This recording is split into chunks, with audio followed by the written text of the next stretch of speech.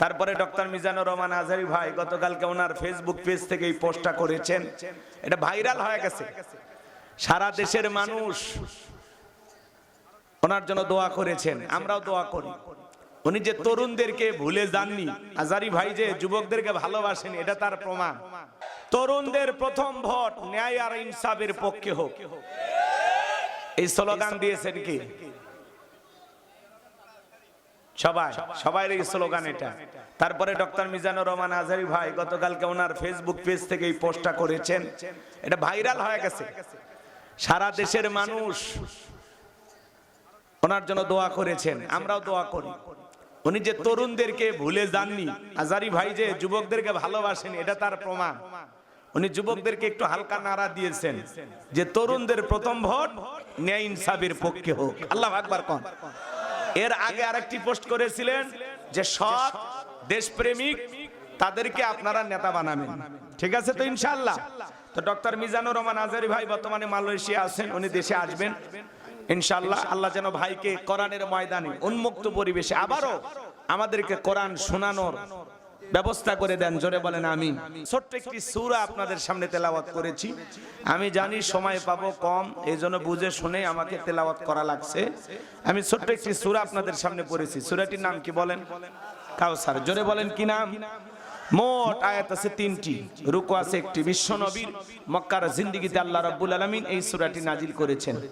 কোরআনুল কারীমের 108 নম্বর সূরা। একটু জবান ছেড়ে সবাই মহব্বত আর দরদ আর ভালোবাসা নিয়ে, সবার জানা আছে না? অনেকে ভাবতেছেন হুজুর এই সূরার ওয়াজ করবেন, আগে যদি জানতাম মাহফিলে আসতাম না। আচ্ছা বলেন তো বাজান, পরিচিত পথে পথ চলা সহজ না কঠিন? ভাই একটু আওয়াজ দেওয়া লাগবে। ঘুমাইছেন? আমি করব ওয়াজ, আপনারা দেবেন আওয়াজ, জবাব দিবেন ঠিক ঠিক, আলোচনা হবে কমপ্লিট। শ্রোতাদের স্পিরিটে বারে বক্তার হিট, আলোচনা হবে জায়গা মতো ফিট। আগে বলতাম কিছু আজ প্যান্ডেলে, কিছু আজ অ্যাঙ্গেলে, এখন আর অ্যাঙ্গেলে না, যা বলবো সব ডাইরেক্ট। অ্যাঙ্গেলে বলার দিন শেষ, ডাইরেক্ট বলার বাংলাদেশ। কথা বলেন ঠিক কি না? তবে এখনো কিন্তু দিন বদলাই নাই, কষ্ট পাবেন না তো ইনশাআল্লাহ। সম্মানিত ভাইয়েরা আমার, নবীর প্রিয় সাহাবী হযরত আনাস রাদিয়াল্লাহু তাআলা বলেন, কাবার হাতিমে নবীজি হেলান দিয়া বসা। আমি তাকায় দেখি নবীজির মনটা ভীষণ খারাপ, মুখটা মলিন, চোখের কোনা দিয়া অশ্রু ঝরতেছে। হযরত আনাস দেখে বলেন, কিছুটা সময় অতিবাহিত হয়ে যাওয়ার পরে আমি তাকায় দেখি আমার নবীজি মুস্কি মুস্কি হাসতেছেন। বলুন সুবহানাল্লাহ। হযরত আনাস দেখে বলেন, নবী গো, এই মাত্র দেখলাম মনটা খারাপ, মুখটা মলিন, চোখের কোনা দিয়ে অশ্রু ঝরতেছে, আবার কেনই বা মুস্কি মুস্কি হাসেন? আমার নবী কেন কাঁদেন, কেন হাসেন? এর পিছনে রহস্য আছে না নাই? নবীজির কান্না করার কারণ হলো নবীজির কলিজার টুকরা ছেলে সন্তানগুলো জন্ম নেয়, আর একে একে ছেলে সন্তানগুলো মারা যায়। আবুল কাসেম মারা যায়, আবু তাকার মারা যায়, ইব্রাহিম মারা যায়। বাবা হিসাবে নবীর মনেও কষ্ট লাগে কিনা? ছেলেগুলো জন্ম নেয় আর একে একে ছেলে সন্তানগুলো মারা যায়, একটা ছেলেও জীবিত থাকলো না। অন্যদিকে নবীজির কাছের চাচা নাম হলো আবু লাহাব, দেখে বলে, ভাতিজা, তোমার বংশে বাতি জ্বালানো কেউ থাকলো না, তুমি একটা লেজ কাটা, তুমি একটা নির্বংশ, তুমি একটা হাত খুরে সরে কন্যা উজুবিল্লাহ। যদিও রাসূলের 4টি কন্যা সন্তান জীবিত ছিল, কিন্তু ছেলেগুলো জন্ম নেয় আর একে একে মারা যায়। আমার ভাইয়েরা, পৃথিবীর জমিনে অসংখ্য নবী রাসূলকে আল্লাহ রাব্বুল আলামিন পাঠিয়েছেন, তাদেরকে আল্লাহ তাআলা সন্তান দিয়েছেন। অনেক পয়গম্বরের সন্তান প্রাপ্ত বয়স পর্যন্ত, যৌবন পর্যন্ত পৃথিবীর জমিনে জীবিত ছিল, কিন্তু আপনার আমার নবীর একটা ছেলেও কেন যৌবন পর্যন্ত, প্রাপ্ত বয়স পর্যন্ত জীবিত থাকলো না? আল্লাহ তাআলা কেন তাদেরকে শিশুকালে উঠায় নিলেন? এর পেছনে কারণ আছে না নাই?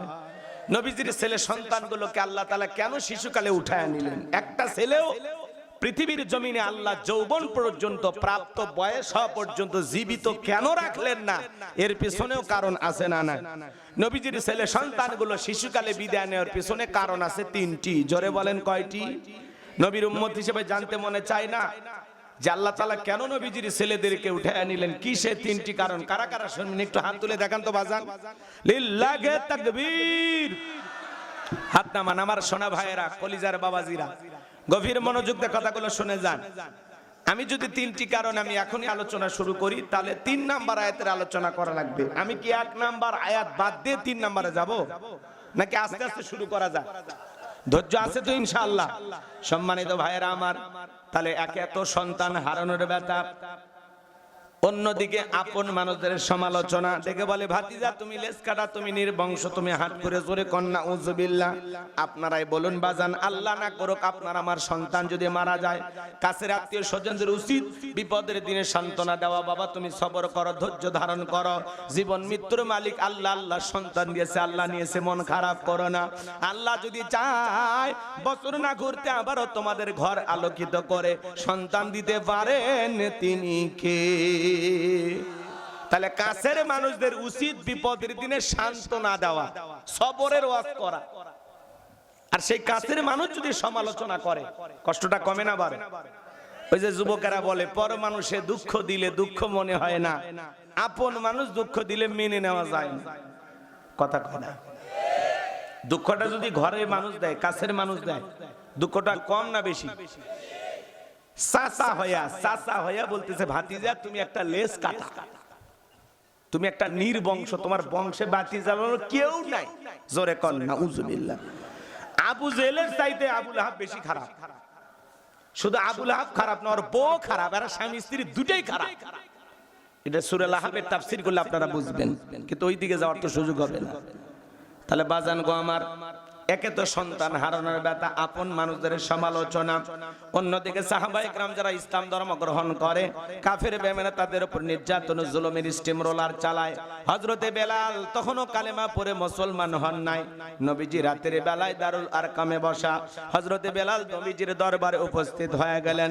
নবীজির চেহারার দিকে তাকাইয়া ডেকে বলেন, নবী গো, আপনার চাইতে সুন্দর মানুষ আমি জীবনে কোনোদিন দেখি নাই, বলুন সুবহানাল্লাহ। আপনার আমার নবী কতটা সুন্দর ছিলেন জানেন? হযরতে জাবের রাদিয়াল্লাহু তাআলা আনহু বলেন, পূর্ণিমার রাত আমি রাসূলের বাড়িতে গিয়েছিলাম, সেদিন দেখেছিলাম চাঁদ উদয় হয়েছে দুইটা, একটা চাঁদ আসমানে আর একটা চাঁদ জমিনে। হযরতে জাবের বলেন, আমি একবার আকাশের পূর্ণিমার চাঁদের দিকে তাকাই, আর একবার নবীজির চেহারার দিকে তাকাই, ওই আকাশের পূর্ণিমার চাঁদের চাইতে নবীকে আমার কাছে বেশি সুন্দর মনে হয়। আমার ভাইয়েরা, আম্মা জান আয়েশা বলেন, মিশরের নারীরা ইউসুফ আলাইহিস সালামের চেহারার দিকে তাকাইয়া ফল কাটতে গিয়ে আঙ্গুল কেটে ফেলে দিয়েছিল। ওরা যদি একবার নবীর চেহারার দিকে তাকাইতো, শুধুমাত্র আঙ্গুল নয়, আঙ্গুল কাটতে কাটতে, হাত কাটতে কাটতে কখন যে নিজের কলিজা কেটে দুভাগ করে দিত, মুহূর্তের জন্য টের পাইতো না। আপনার আমার নবী এতটাই সুন্দর, বলুন সুবহানাল্লাহ। আম্মা জান আয়েশা বলেন, ও দুনিয়ার মানুষ, তোমাদের একটা সূর্য আছে, আমি আয়েশার একটা সূর্য আছে। তোমাদের সূর্য উদয় হয় দিনের বেলায়, আর আমি আয়েশার সূর্য উদয় হয় রাতের বেলায়। আম্মা জান আয়েশা বলেন, আমি একদিন সেলাইয়ের কাজ করতেছিলাম, হঠাৎ করে হাত থেকে সুইটা পড়ে গেল, বাতিতে কোনো তেল ছিল না, বাতি জ্বালাইতে পারলাম না, অপেক্ষায় বৈশা থাকলাম। নবীজি যখন এশার সালাত আদায় করার পরে ঘরের ভিতরে প্রবেশ করলেন, সর্বপ্রথম নবীজি ঘরে ঢুকে আম্মা জান আয়েশাকে সালাম দিলেন। নবী ঘরে ঢুকে স্ত্রীকে কি দিলেন? আপনি আমি বাড়িতে যখন প্রবেশ করব, নবীর এই সুন্নত আপনার আমার ঘরেও চালু থাকার দরকার আছে না নাই? বাড়িতে যাই স্ত্রীকে সালাম দিবেন, আসসালামু আলাইকুম রহিমা, কেমন আছো সোনা? ঘরের দরজাটা খোলো না, আমি তোমার লেটনের বাপ, তোমার পাগল দিওয়ানা।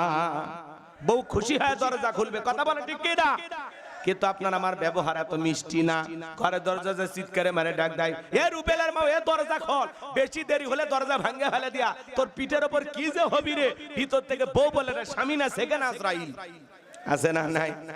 বাড়িতে যা বউকে সালাম দিবেন, সালাম আছে যেখানে শান্তি আছে, সালাম আছে যেখানে সমাধান আছে, স্ত্রীকে সালাম দিবেন। এদিকে তাকান, স্ত্রীকে সালাম দেওয়ার পরে লোকজন যদি না থাকে, বইয়ের হাত ধরে মুসাফা করবে। যুবক কার হাত? এরা কথা কয় না। তোমরা কি যুবক? সত্যি যুবক? আমার তো সন্দেহ হচ্ছে। বইয়ের হাত ধরে মুসাফা করা লাগবে। এ যুবক কার হাত? বইয়ের হাত। পাশের বাড়ি ভাবির হাত না, ধরলে ঝাঁটা দিয়ে পিটাবে। নিজের বউকে দেখে সালাম বের হয় না, পাশের বাড়ি ভাবিকে দেখলে সালাম উতলে বের হয়, আসসালামু আলাইকুম ভাবি। বউকে সালাম দেবেন, পারবেন তো ইনশাআল্লাহ? একেবারে যদি ময়দান ফাঁকা থাকে, কুলাকুলিও সেরে নেবেন। সালাম, মুসাফা, কোলাকুলি একসাথে যদি এই তিনটা আমল করতে পারেন, আপনাদের দাম্পত্য জীবনের উপরে শান্তি আর রহমত নাজিল করবেন কি? আজকে দাম্পত্য জীবনে সুখ নাই, সকালে বিয়ে সন্ধ্যায় তালাক, সন্ধ্যায় বিয়ে সকালে তালাক, আর যদি হয় মেয়ের মা তালাক, আরো তাড়াতাড়ি তালাক, শাশুড়ি তালাক, বউ তালাক। কথা কর, রাগ কইরেন না। অনেক শাশুড়ি আছে ভেজালালা, আবার অনেক শাশুড়ি আছে খুবই ভালো। যাই হোক, শাশুড়ির মন খারাপ করবি বলার দরকার নেই। কষ্ট হচ্ছে আপনাদের, বিরক্ত হয়েছেন আমার কথা। দাম্পত্য জীবনে সুখ আর শান্তি যদি পেতে চান, নবীজির 4টি সুন্নত প্রত্যেকটা পুরুষ এবং নারী তার দাম্পত্য জীবনে আমল করা লাগবে। স্লোগান শোনেন, আপনি কি দাম্পত্য জীবনে অসুখী? সুখ আর শান্তি যদি পেতে চান, কয়টি সুন্নত ভাই? কথা কয় না। এই 4টি সুন্নত আপনারা কি আমল করবেন? কি কি শুনবেন একটু হাত তুলে বলেন তো, শুনবেন? লিল্লাহি তাকবীর, হাত নামান বাজান। এখনই যদি বলতে চাই আলোচনা এলোমেলো হয়ে যাবে, একটু ধৈর্য ধারণ করেন।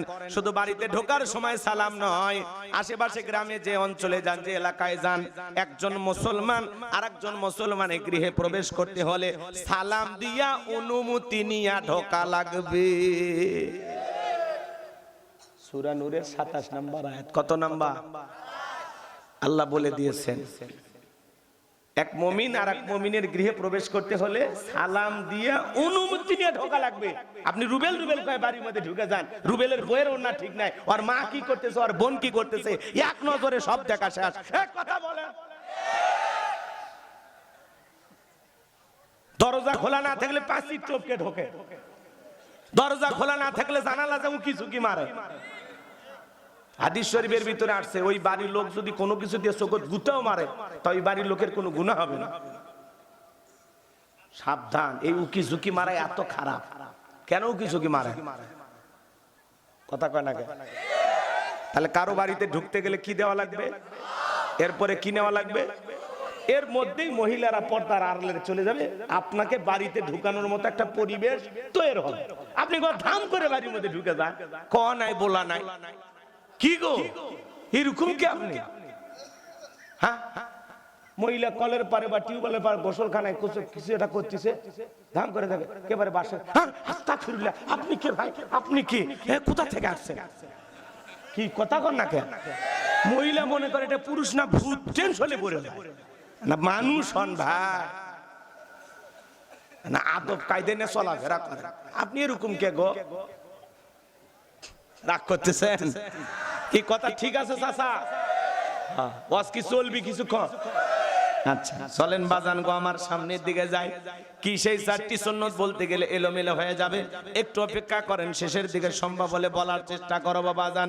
আম্মা জান আয়েশা বলেন, নবী যখন সালাম দিয়ে প্রবেশ করলেন, নবীজির চেহারার আলোতে সুইটা কই পড়ে আছে আমি পরিষ্কার দেখতে পেয়েছি। বলুন সুবহানাল্লাহ।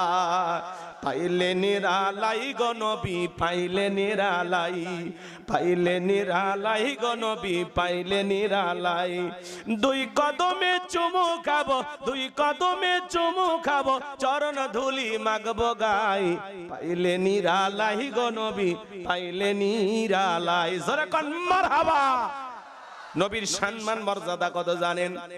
এক জায়গায় ওয়াজ করলাম, ভাই বলেন তো আমাদের নবীর নাম কি? বলে হুজুর আব্দুল কাদের জিলানী। পীর সাহেবের নাম মুখস্থ আছে, কপাল পরা, নবীর নামটা বলতে পারে না। আপনার আমার নবীর সম্মান মর্যাদা কত? যে নবী হ্যাঁ বললে তামাম পৃথিবীবাসীর জন্য আল্লাহ পাক হালালে পরিণত করে দেয়, যে নবী না বললে তামাম পৃথিবীবাসীর জন্য আল্লাহ পাক হারামে পরিণত করে দেয়।